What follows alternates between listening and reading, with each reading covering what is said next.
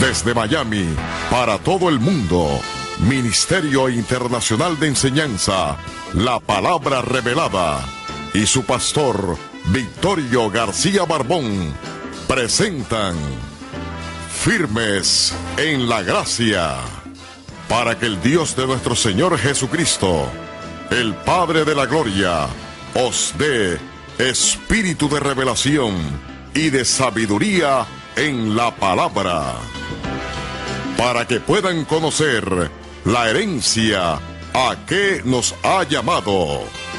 Y ahora con ustedes, el pastor Barbón.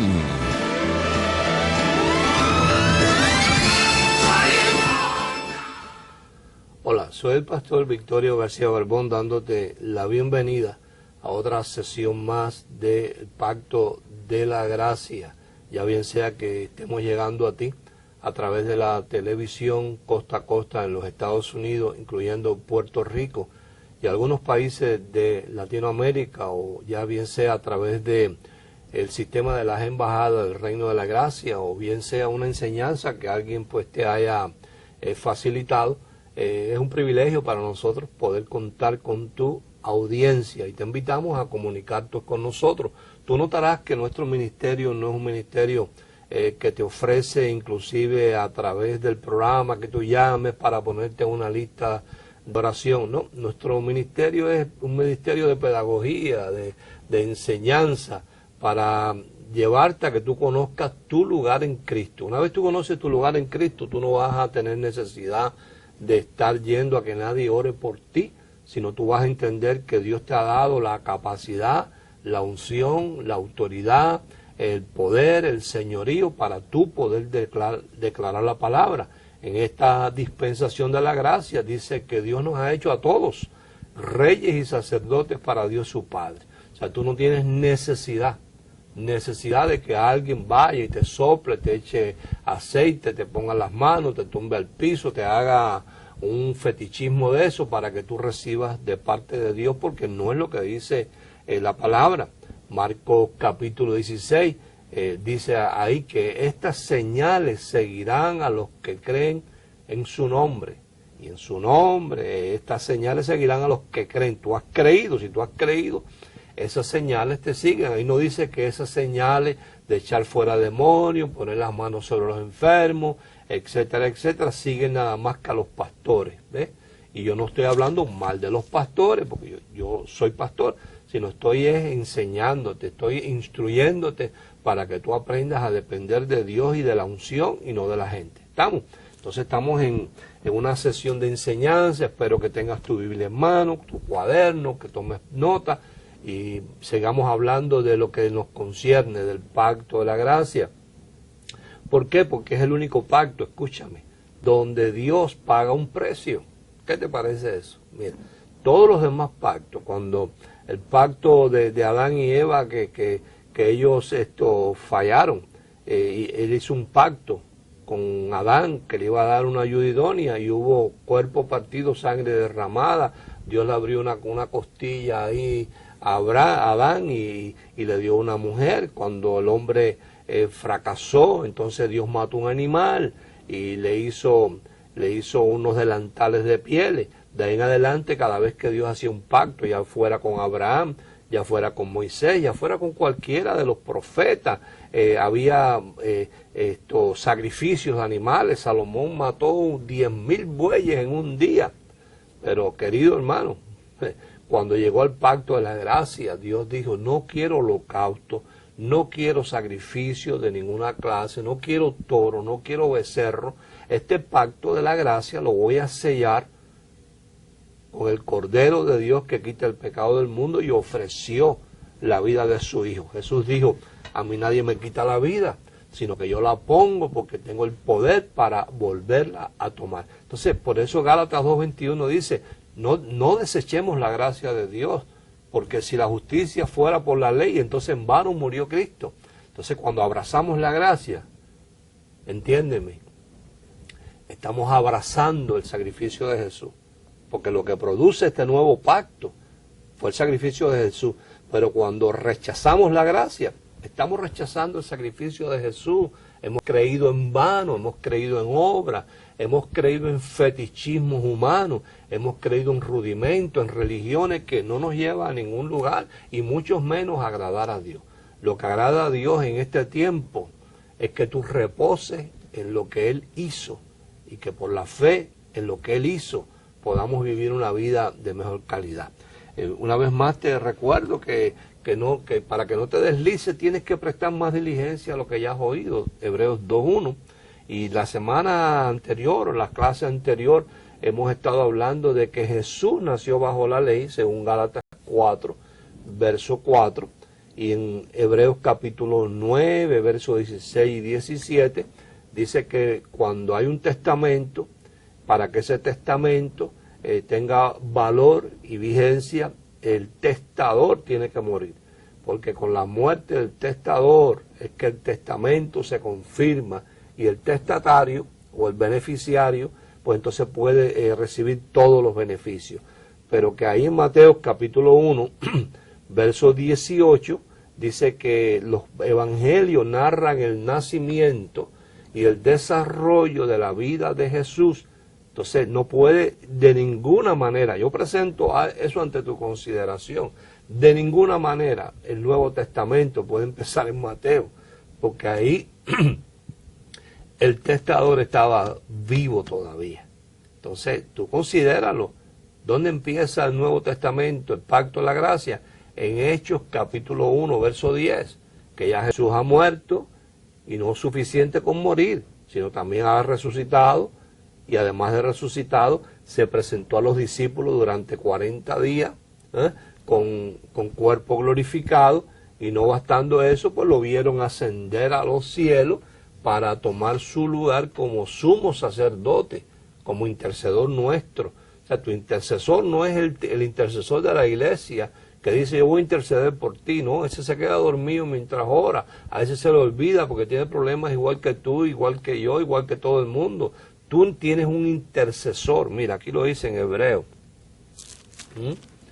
Hebreos capítulo 7, verso 25, dice, por lo cual puede también salvar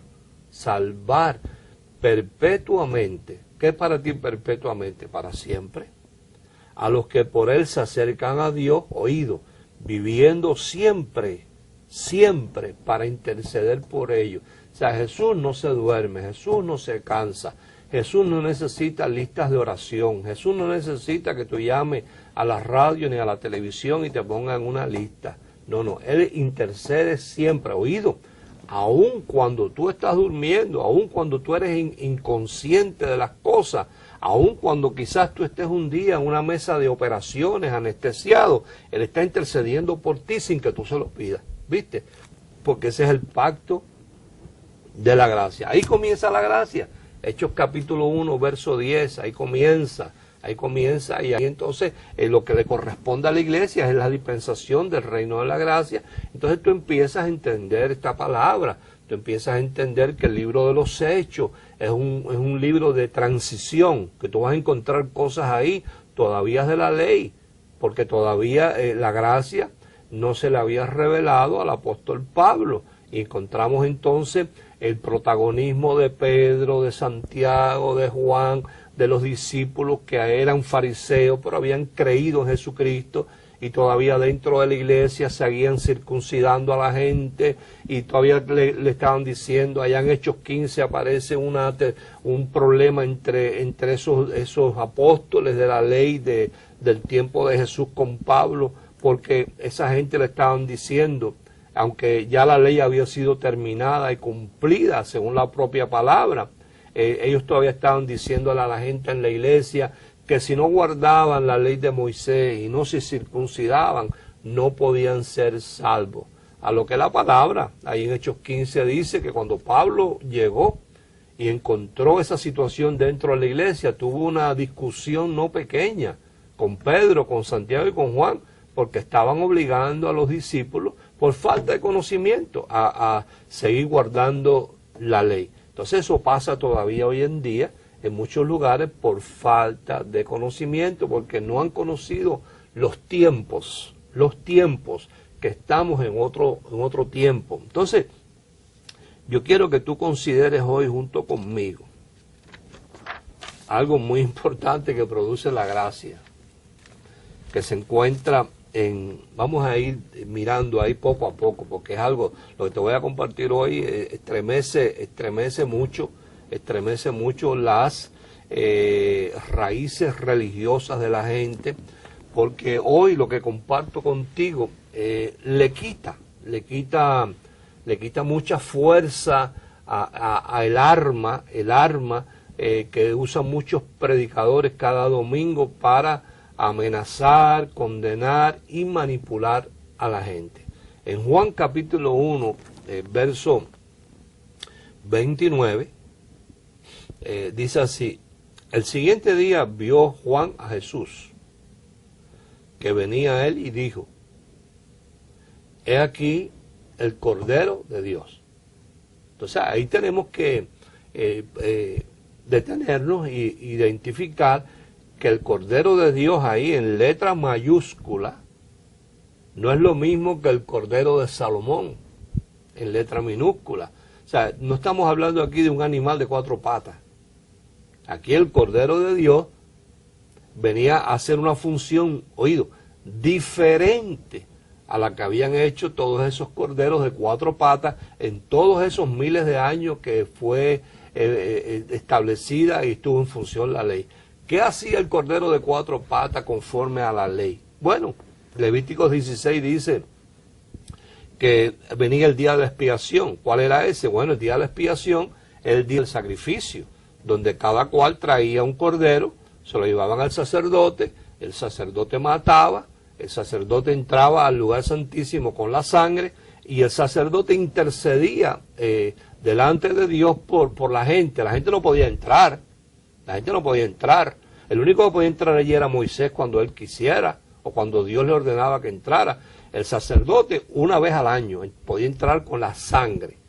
Mientras el pueblo de lejos por allá estaba esperando que el sacerdote estuviese en comunión con Dios, porque el sacerdote cuando entraba al lugar santísimo entraba amarrado con una soga por el tobillo, y la vestidura del sacerdote tenía unas campanitas en el borde de abajo, porque se suponía que cuando el sacerdote estuviese intercediendo por el pueblo, por el pecado, estuviese saltando y brincando y danzando, y las campanitas se oían. Mientras las campanitas se oían, era señal de que el sacerdote estaba vivo. Pero si ese sacerdote entraba al lugar santísimo sin haberse purificado él primero, la presencia de Dios lo mataba dentro del lugar santísimo, y como nadie se atrevía a entrar a causa del pecado, entonces lo alaban por la soga que tenía amarrado el tobillo y sacaban el muerto de allá adentro, pero allá adentro nadie podía entrar, solo Moisés en todo momento podía entrar. El sacerdote tenía que purificarse primero antes de entrar. Eso era el lugar santísimo. ¿Qué hacía esa sangre de ese cordero? Bueno, la palabra en hebreo es kiper, que esa sangre cubría el pecado por un año. Es igual que usted tenga una basura en la casa y la esconda debajo de la alfombra. Eso es lo que hacía la ley. Cubría el pecado, lo tapaba, pero no lo quitaba, no lo borraba por un año. Entonces el próximo año había que ir otra vez con otro cordero, ¿ves? Aunque el individuo estuviera ya como las confesiones con los curas católicos, que eso ha ido desapareciendo con el tiempo. Creo que ahora están haciendo un esfuerzo para que la gente se vuelva a confesar otra vez con el cura. ¿Por qué la gente dejó de confesarse con el cura? Porque el individuo todavía no se había terminado de confesar y ya estaba ya planificando su próxima travesura. O sea que todos los domingos se iban a confesar con el cura, a decir lo mismo al cura. Me luce a mí que el cura le conocía hasta el metal de voz, y el cura le habrá dicho: oye, no vengas toda la semana con la misma historia, para que yo te perdone si tú vuelves otra vez a lo mismo. Pues era la misma cosa. De ahí es que la Iglesia Católica copia lo de la confesión y el sacerdote, por la intercesión de estos sacerdotes.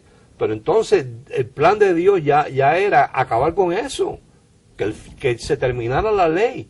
Y entonces establece un cordero, pero este no es el cordero de 4 patas. Este es el cordero de Dios. Pero mira lo que hacía este cordero según la palabra. Dice, he aquí el cordero de Dios que quita el pecado del mundo. Ahora, ¿qué es para ti quita? Quitar. Yo te puedo decir aún algo más. La palabra quitar, cuando tú la buscas en el griego, es la palabra recoge. O sea, este Cordero de Dios Jesús lo que venía era a recoger el pecado, oído, y echárselo encima. Allá en Filipenses 2 dice que Él se humilló hasta la muerte y muerte de cruz, por lo cual Dios lo exaltó hasta lo sumo. Él lo que hizo fue echarse ese pecado encima. Cuando tú lees allá en el capítulo 53 de Isaías, te maravillas de este perfecto plan que hizo Dios. Mira lo que dice. Todos nosotros, el verso, estoy leyendo Isaías 53, verso 6, dice, todos nosotros nos descarriamos como ovejas, cada cual se apartó por su camino, oído, mas Dios cargó en él el pecado de todos nosotros. El pecado de todos nosotros. O sea que lo que está diciendo Juan, es aquí el Cordero de Dios que viene a recoger y a cargarse encima el pecado de todos nosotros. No es otra cosa que un cumplimiento profético. Yo sé que esto te estremece, de Isaías 53, donde dice que Dios cargó en él el pecado de todos nosotros.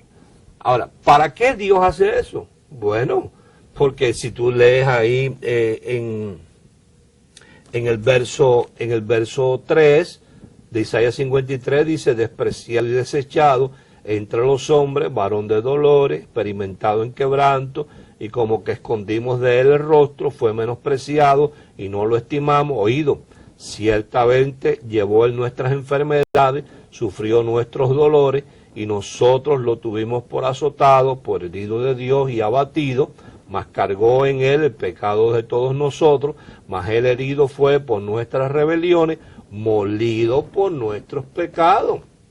Quiere decir que Satanás y los romanos y los judíos no se dieron cuenta que cuando lo estaban moliendo a él, yo no sé si tú has visto las películas, sobre todo esta última que salió, que no recuerdo el nombre, pero que fue una obra teatral, cinematográfica de excelencia, donde se ve el castigo con el látigo, y que ni aún en la película de verdad lograron ellos presentar lo que en realidad fue.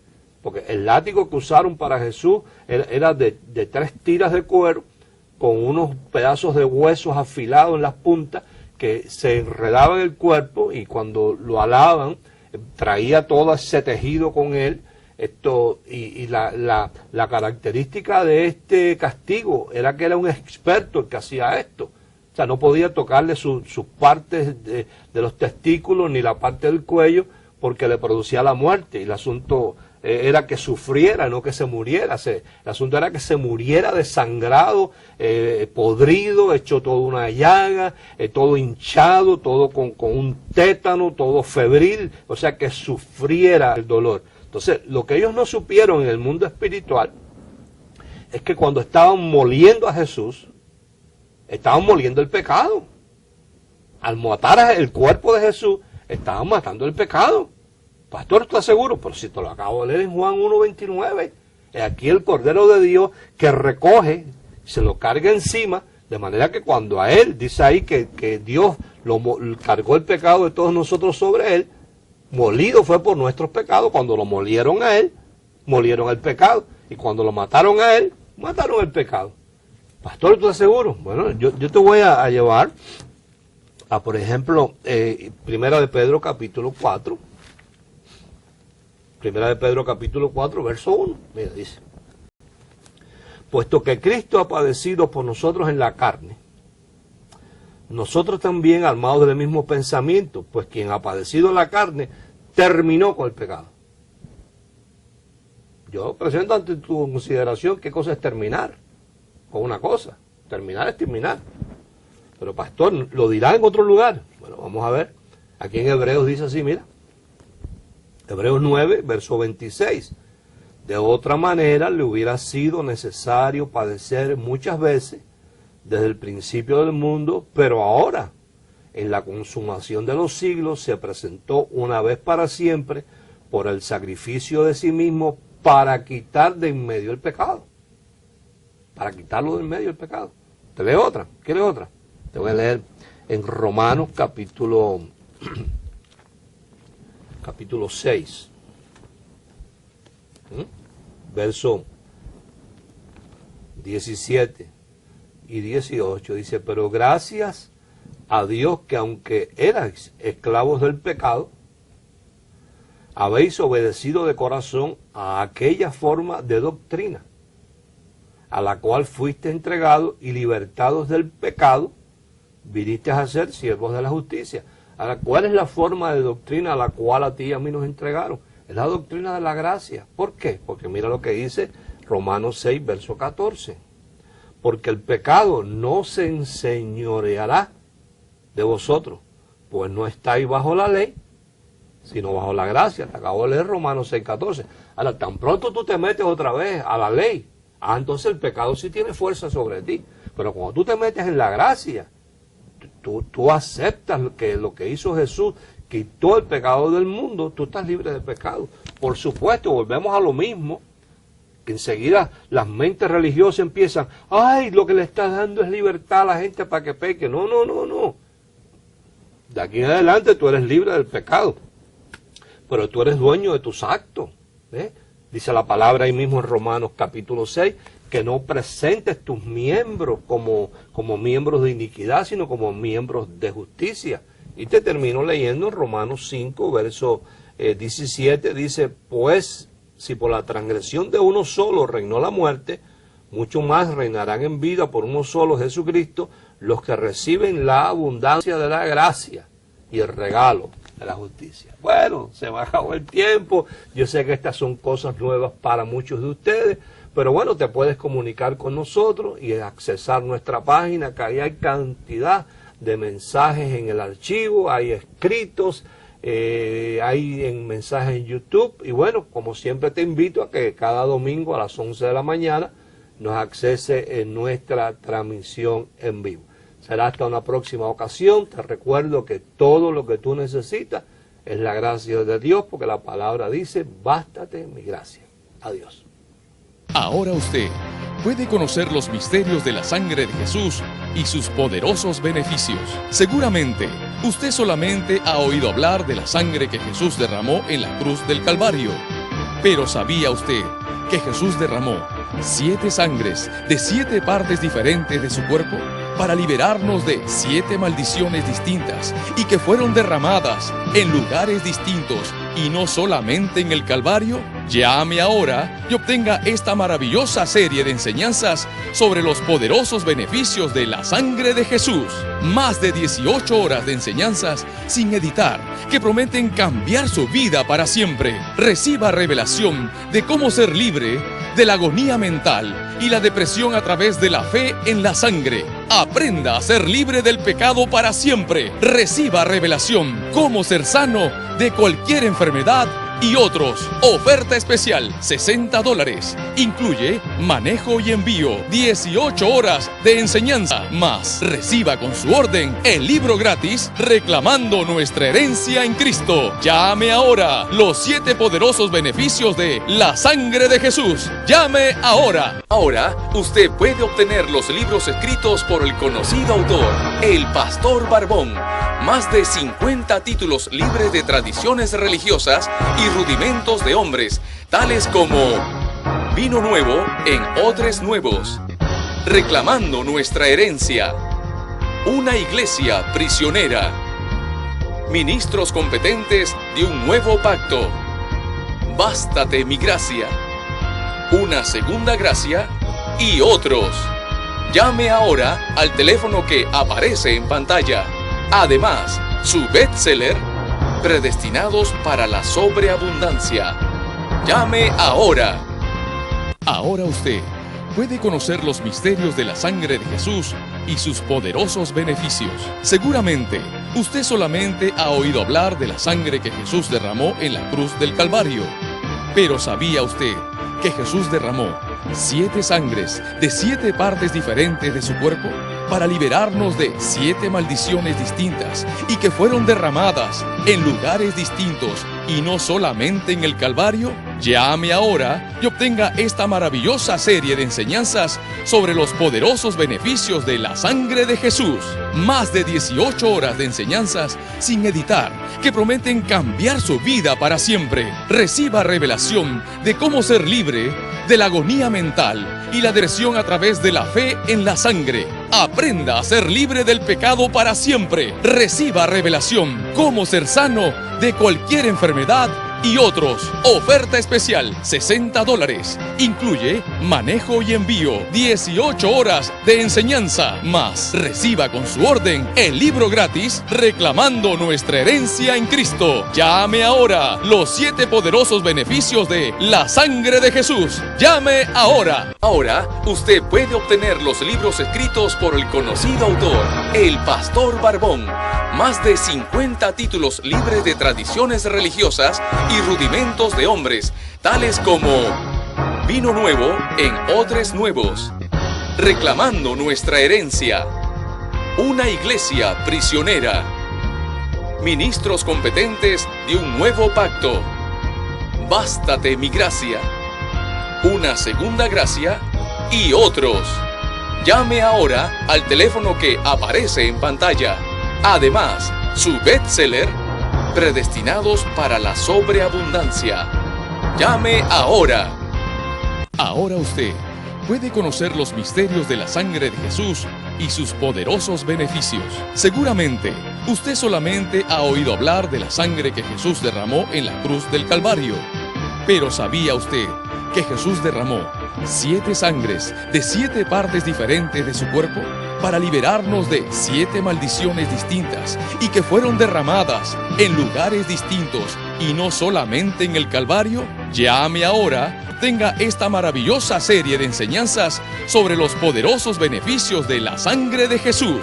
Más de 18 horas de enseñanzas sin editar que prometen cambiar su vida para siempre. Reciba revelación de cómo ser libre de la agonía mental y la depresión a través de la fe en la sangre. Aprenda a ser libre del pecado para siempre. Reciba revelación cómo ser sano de cualquier enfermedad y otros. Oferta especial, $60. Incluye manejo y envío, 18 horas de enseñanza. Más, reciba con su orden el libro gratis Reclamando Nuestra Herencia en Cristo. Llame ahora. Los 7 poderosos beneficios de la sangre de Jesús. Llame ahora.